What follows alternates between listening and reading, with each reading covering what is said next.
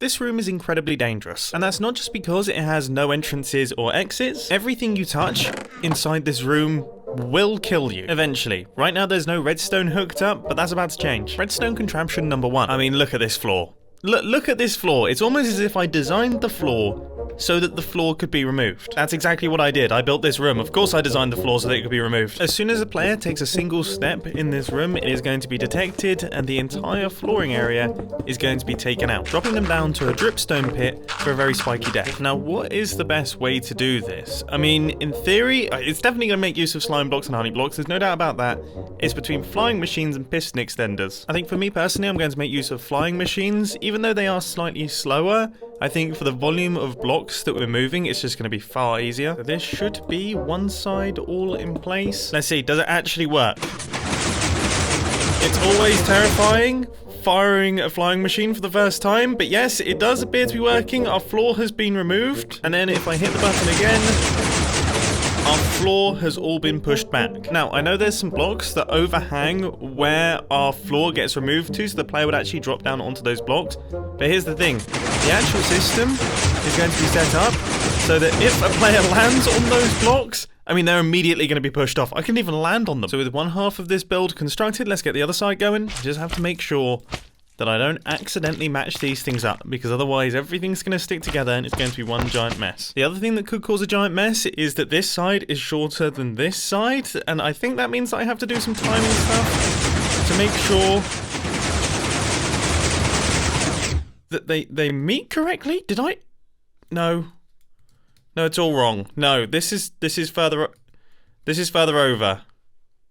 Oh, I'm confused. I need a lot more delay over here, a lot more. I think the thing that made that look more confusing is there was a visual glitch over here which made it look like this one actually paused, when the reality is this one was the one that paused.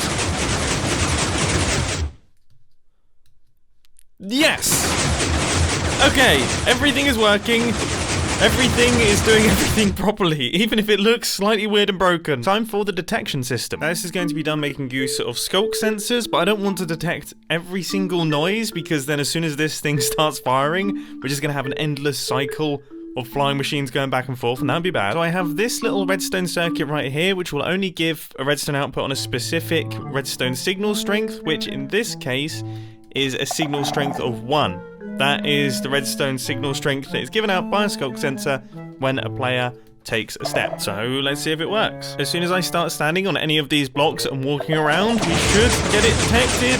And yeah, I've gone straight through the floor. The beauty of there being slime blocks and honey blocks underneath all of these slabs is it's actually really difficult to outrun it as soon as the blocks start going. The only way around this is to sneak about, but obviously that is painfully slow. I would say this has been massively successful. And you know what? Instead of the spikes today, I'm going to go old school. We're going with the lava pit. Just a little bit of bedrock for decoration. And 2012 me is having the best day ever right now. Genuinely, if 14-year-old me could see what I was building right now, I think he would lose his complete mind. Yeah, we're just going to pretend that losing someone's complete mind is an actual sentence that people say. Moving swiftly on to 4 hours in the future, where I've relentlessly battled with a redstone contraption that never ended up working for reasons that don't seem to make much sense. You see, I've got some arrow dispensers right here that are meant to shoot arrows through a wall. I have a kind of stripped back version over here. If I hit this button, you can see the arrow goes through the wall absolutely fine. Everything is working perfectly.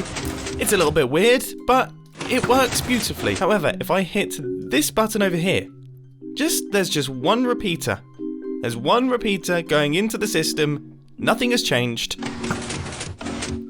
It doesn't work. It doesn't work. Which makes it kind of impossible to use for any sort of redstone contraption at all. So let's go back to the drawing board. I was going to have poison potions and everything. It was going to be fantastic. So this right here is my new idea. I've got a line of dispensers, and then the wall is going to open up, allowing us to shoot through a gap. And to make sure that the player can't access the dispensers, I'm going to cover them up with trapdoors. Except that idea didn't work because there's loads of redstone wiring in the way. I swear this thing doesn't want to be built. Now I've had to construct it again, instead pulling the wall from the top. And after all that, this is the redstone circuit that I've ended up with. And this is what it does. Which I think you can all agree, that's actually quite intense. So you've got flaming arrows and also fire charges as well. I mean, that's pretty lethal. Out of pure curiosity, I just have to know. I have to know what would actually happen. Oh, a lot. Okay. Okay, that's intense. So I'd say despite many trials and tribulations, that has been a huge success. So let's move on to this button. Let's be honest, if someone decides to press a button in a room where everything kills you, you deserve to die. So I think first things first, we should totally insult the person. They deserve to be insulted. I'm not gonna be too harsh, you know, it's just really make them question their life choices. Or I guess death choices. And then I'm going to drop some wardens on them, because dropping wardens on people seems like an enjoyable thing to do. Except there is a slight problem. Even if you drop into a half slab, the item doesn't actually go through the half slab. I swear, this entire video has been me battling with trying to get things to go through things. So first I'm gonna have to move the ceiling out the way, and then we can do all of the dropping, which although was a bit of a pain, wasn't actually too complicated. So now we see how well this system actually works. So I've pressed the button. Okay, we have been, yeah, we've been insulted, and okay, there's 4 wardens in here, and it's gone very dark. Wow. So obviously that was a huge success. There's just one extra thing that I want to add into this, which is a tiny little circuit that will turn off our step detection, so that as soon as the wardens land, they don't just trigger the floor removal circuit, because that would be a bit pointless. And I'm hoping that that should just about do it. So for our final circuit, I want to detect when a player is breaking blocks, because if they're breaking blocks, then they're trying to escape, and if they're escaping, then that means we can't kill them. One day someone's going to take the things I say out of context and make me look really, really bad. So what's going to happen when a block gets broken? Well, there's going to be a giant curtain of lava that drops down from all corners of the room, filling up in the middle, and definitely killing our player. So I have all of the dispensers in place, I've got all of the redstone connected, and I've got all of the lava on the inside of the dispensers. Now I just need to build up the system that will detect the player breaking blocks. And once again, we're going to make use of sculk sensors. You see, when a block is broken, a sculk sensor will output a signal strength of 13 through this comparator right here. And we can use this little redstone circuit to detect when exactly and only when the redstone signal strength of 13 is being outputted. So you can see when we place the block, even though the sculk sensor is given an output, we don't actually get output through this comparator, we only get it when the block is broken. So I've got one of those systems on each side of the room, and that covers the entire area. Now there's just one final little circuit that I need to add into this thing, which is a system that stops blocks being broken from being detected while the lava is out.